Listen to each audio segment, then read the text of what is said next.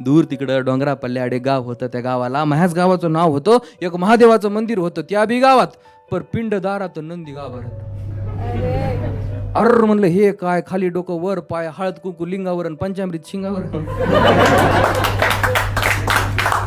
गावकऱ्याचं वागणं मला काय पटलं नाही. साला एवढा अपमान देवाचा आणि एक बिगर पेटलं नाही.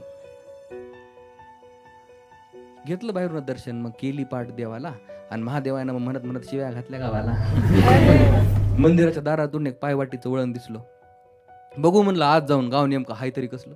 वाटत चालत चालत तेच वडाचं झाड होतं, परी ते इथं उजव्या नाही डाव्या हाताकडं होतं. झाडा खाल्ल्या देवळात तोच मल्हारी मारदंड होता, पण दानपेटीत पैक टाकल्या 100 रुपये दंड होता. म्हणलं दंडच करायचा होता तर दानपेटीचं काम काय है ना. म्हणलं दंडच करायचा होता तर दानपेटीचं काम काय. तेव्हा समजलं आपण फक्त चिठ्ठी लिवायची, दान द्यायचं काम देवाचं आहे.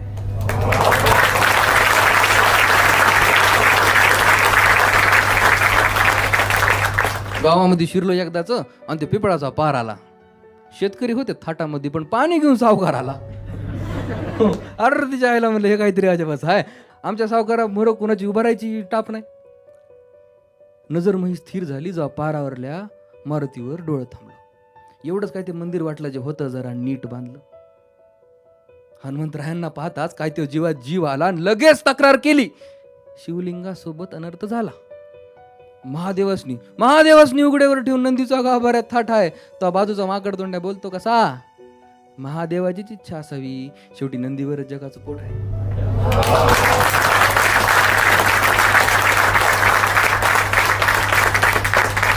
पुढं चालत गेलो आणि ते चिरेबंदी वाडा दिसला. वाडा अगदी तेव्हाच हो आमच्या घराजवळ आडा पासला. आमच्या गावच्या वाड्यात आहे ना भूताटकीचं सावट होतं आणि ह्या वाड्याच्या खिडकीतून बी कुणीतरी पाहत होतं. सांज होऊन गेली होती, माझ्या जीवाचं पाणी झालं. आमच्या वाड्यात गेलेलं कोणी फिरून वापस नव्हतं आलं. तेवढ्यात एक आवाज आला, भिवू नकोस आत ये. तेवढ्यात एक आवाज आला, भिवू नकोस आत ये. एवढीच भीती वाटते ना व, तो गायत्री मंत्र गाती. इच्छा नव्हती मध्ये जायची, पण पाय तिकडं चालू लागली. किर्र शांत रात्र ती मध्ये मृदुंग बोलू लागली. इच्छा नव्हती मध्ये जायची, पण पाय तिकडं चालू लागली. किर्र शांत रात्र ती मध्ये मृदुंग बोलू लागली. काळा कुट्ट तरी देख ना असा, कुणीतरी एकटाच मोर नाचतोय. म्हणला आवाज तर येतोय, पण हा मृदुंग कुठं वाजतोय.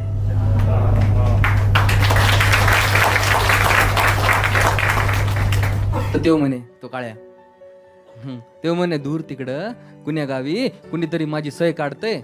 तो काय म्हणे,